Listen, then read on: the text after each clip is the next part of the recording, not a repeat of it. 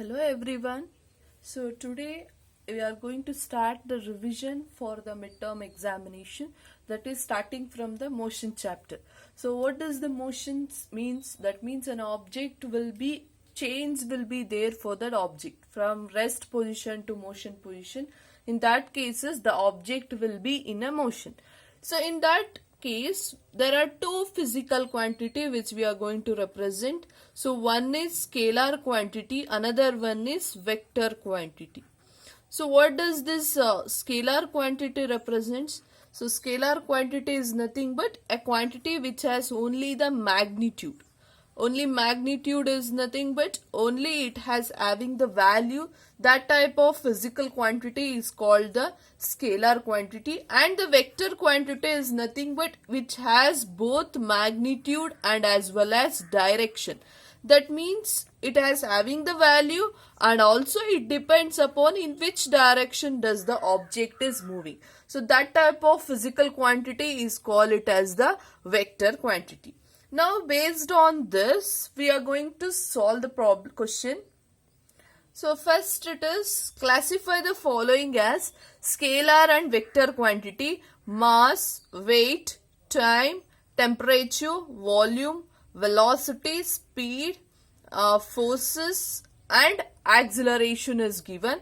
So in this case we have to bifurcate which is a scalar quantity and we have to see which is a vector quantity. So see here, scalar quantity, mass does not depends upon in which direction it is. So mass is a scalar quantity.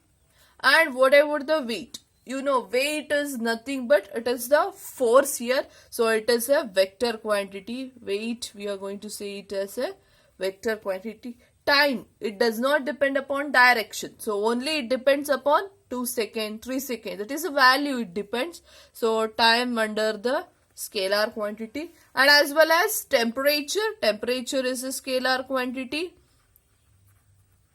And volume, it does not depends upon direction. It is also a scalar quantity. Next, velocity. Velocity, it is a vector quantity. Speed, it is a scalar quantity. Forces, it is a vector quantity. Acceleration, it is a vector quantity. Okay, this is how we can able to differentiate between the scalar quantity and the vector quantity. Now the main important concepts in the motion chapter are, so one is distance. Distance is nothing but total path traveled by an object. So that means an object from A position will consider to B, from B to C. Okay, so what is the distance traveled by object? Some certain object means how we are going to find out the distance between A position to B position. For example, 2 meter distance is from B to C, 3 meter is there. So distance here is nothing but total path traveled by that object. So that total path you are going to say it as the distance, and this distance is a scalar quantity. Whatever the direction it may move the object, so that means it only depends upon the value but does not depends upon the direction. Next is displacement. So displacement, it is the shortest path covered by an object. Okay, shortest path mean instead of going, so for example, how much is the path covered? What is the displacement of object? If that is the question, instead of going from A to B, B to C, you can directly go with the shortest path. So that shortest path is called it as the displacement here. So displacement depends upon the direction. In which direction does the object is moving? So that means it depends upon the vector quantity. In which direction means displacement from north to south, east to west, all these things will come under the displacement. Hence it is a vector quantity. Next is speed. Speed means distance traveled by time taken. So how much is the distance traveled and how much is the time taken here. And the speed is also a scalar quantity because speed directly depends upon distance. So hence it is a scalar quantity, and the unit of speed is meter per second. If there is average speed is given means then it is formula is total distance traveled by total time taken. So average means how much total distance has traveled divided by total time taken. That is the average speed formula. Similarly, the next concept is velocity. Velocity is nothing but displacement by time taken, or I can say rate of change of displacement. Rate of change of displacement is nothing but displacement divided by time taken, and this is a physical quantity, vector quantity, because velocity is directly proportional to displacement. Displacement is a vector quantity, hence velocity is also a vector quantity, and it is measured with the same unit as the speed, that is meter per second. So what is the average velocity? Average velocity is nothing but displacement divided by total time taken. So here displacement, shortest path, total time taken. So how much totally time taken to cover the path, that is the average velocity. Next is acceleration. Acceleration is nothing but rate of change of velocity. That means you can see v minus u divided by t. Rate of change means with respect to time they are going to mention it. Change of velocity is nothing but there is a change in velocity. If there is a change in velocity occur means then you are going to say it acceleration. Change in velocity means v here represents final velocity and u represents the initial velocity. So what is this final velocity and as well as initial velocity means? For example, the object is at rest position. Some force is applied, because of that object will move to the certain distance. So from here to here. Okay. So when an object is at rest position, its initial velocity will be 0. Isn't it? And then what about the final velocity? That means when it reaches to certain distance, how much its velocity and how much time it has taken to cover that. That gives us the acceleration. Since acceleration is nothing but change in velocity. Change in velocity, that means you are going to say the physical quantity which we are going to measure is vector quantity. Why acceleration is a vector quantity means acceleration may be positive, acceleration may be negative, and acceleration may be 0. That means it depends upon the direction. If for example an object is moving in an upward position, object is moving in upward position means we'll say that with the initial velocity 0 and some velocity it will be moving. In that case we are going to say it, the value depends upon the value. We are going to say positive acceleration, negative acceleration and 0 acceleration. And the unit which we are going to write, or the SI unit of acceleration, is meter per second square.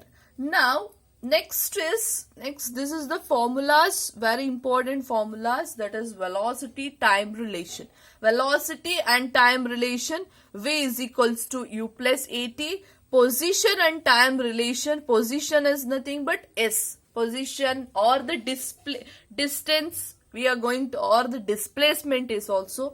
So that is equals to s is equals to ut plus half at square. This is the relation. Next is position velocity relation, that is position and as well as velocity relation. V square is equals to u square plus 2as. Next is the question is, what is meant by retardation? Give its SI unit. Here retardation is nothing but negative acceleration. Okay, so retardation is nothing but negative acceleration. So what is this negative acceleration? Since I have now only said it that there are 3 types of acceleration is there. One is positive acceleration, another one is negative acceleration, another one is 0 acceleration. So when you are going to say it, a positive acceleration is nothing but, so for example A to B the object is moving, that means there is a change in velocity has taken place. In this case, if the final velocity, initially the object will be 2 meter per second, and finally the object was 4 meter per second. Okay, that means the velocity is increasing. If the velocity is increasing, what is the formula? Time taken, let us consider as 2 seconds it has taken to travel from A to B position. So what is the acceleration? Acceleration is nothing but V minus U divided by T. V is nothing but 4 minus 2 divided by 2. 4 minus 2 is 2 divided by 2 means acceleration is getting at 1 meter per second square. Okay. So here the acceleration you have got positive acceleration. Why positive? Means final velocity is greater than initial velocity. Hence the acceleration is positive. If for instance, same example I'll taken. So A to B is there. Initially it was 4 meter per second and finally it was 2 meter per second. An object traveling from A to B.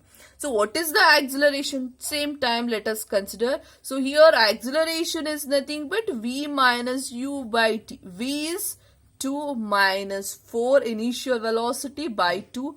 2 minus 4 is minus 2 by 1. So acceleration you will get minus 1 meter per second square. So now by seeing this, what you can conclude, negative acceleration is the acceleration when an object is having its final velocity less than the initial velocity. If the final velocity is less than the initial velocity, then the acceleration is said to be negative. This negative acceleration is called it as the retardation. When velocity of the body decreases with respect to time, isn't it? This is decreasing with respect to time. Its final velocity is less than the initial velocity and its acceleration is said to be negative. This negative velocity is called it as the retardation. So SI unit is same thing as the acceleration. This is the retardation unit also, meter per second square. Now when we are going to say acceleration is 0 means, so initially it was 2 meter per second, finally also it is 2 meter per second means what will be the acceleration here? 2 minus 2 divided by whatever the time it is, 1 second if I consider. So 2 minus 2 we are going to say it as 0 by 1. 0 by any time if you are consider, then acceleration will be 0 meter per second. So this case we are going to say it acceleration, or it is also called as zero acceleration. Now example for the retardation is when brakes are applied. Brakes are applied for a moving car. So for example, initially the car will be moving with some 4 meter per second. So suddenly when a brake is applied, its velocity will become 0 here. So that means final velocity is 0. 0 minus 4 meter per second means you will get minus 4 divided by whatever the time it is. So you will get the negative acceleration.